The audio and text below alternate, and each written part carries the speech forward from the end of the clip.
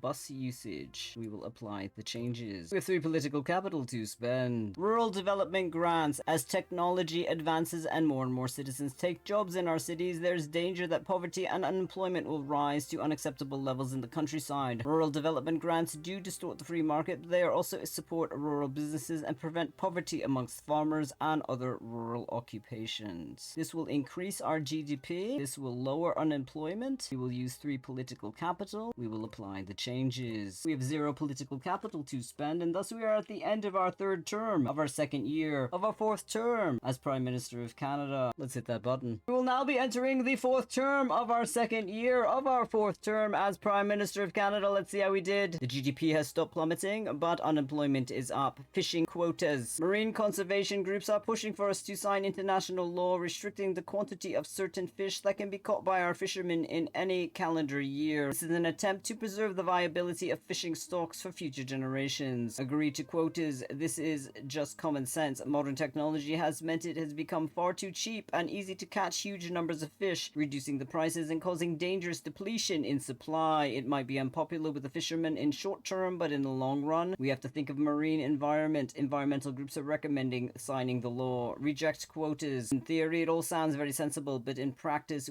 do we want to sign away any control of our fishing economy to some international body? And although we can be sure our fishermen will abide by the deal, how can we be sure that foreign fishermen will do the same? Signing this law is just going to be another nail in the coffin of the fishing trade, and this is going to cost jobs. Reject the law. We are going to agree to quotas because we have to think about the future generations of fishermen. The environmentalists are happy at plus 8%. Unemployment is up at plus 3%. Farmers are unhappy at negative 22%, and the GDP is down at negative 4%. Situation imminent. Our data is showing that we have a potentially bad situation, corporate exodus on our hands if we do not act soon. Budget report. The international credit rating agencies rate our government as a C. This is a bad sign and is pushing up the rate rate we pay our interest on our debt, we must address this. Economic forecast. Good news, the global economy is doing well and this is having a positive effect on our GDP. Cabinet report. The loyalty of your ministers can best be described as fanatical. Their effectiveness is generally considered to be good. Polls report. The people are indifferent to your government. We estimate getting 53% of the vote in an election. We have unlocked an achievement. Healthy living. Do you feel good? Me too. Isn't life fantastic? I guess it's all that healthy lifestyle we all lead these days, thanks to the government obsession with the health of its citizens. Because of our debt crisis, we have emergency powers and we have 31 political capital to spend. We now have a corporate exodus. Corporation tax, a direct and proportionate tax on the profits of business. Some argue that this should be the only form of taxation, others that such taxes stifle entrepreneurship and discourage people from starting a business. It is often one of the main ways the government brings in money. We're going to use 6 political capital. We are going to lower this to 27% to try to keep our corporations within our country. We will apply the changes. We have 28 political capital to spend. Petrol tax. Taxing fuel can be a huge source of income for the government and can also be seen as a green policy by encouraging people to drive less or to use more fuel-efficient cars. Critics suggest that this is just another cynical tax on the motorists, and some complain that the alternative public transport is not a viable option for everyone. This is 76% popular with the vote. We are going to use 22 political capital and we are going to increase this to 39%. We will apply the changes. We have 6 political capital to spend. State schools, free education for all ensures high levels of literacy and can be beneficial to the economy, especially those parts of the economies requiring a skilled workforce. The flip side of this is state education can be expensive for the government. Capital is C, state education as unnecessary intervention in the free market. This is 61% popular with the vote. We are going to invest 6 political capital into modern textbooks. This is going to reduce unemployment. We will apply the changes. We have 0 political capital to spend, and thus we are at the end of our 4th term of our 2nd year of our 4th term as Prime Minister of Canada. And thus we are at the end of this episode. Thank you so much for stopping by our Cricket House. If you like what you saw, be sure to give us a thumbs up and hit that subscribe button if you want to follow our future episodes. It really helps us out. Have a great week. See you soon.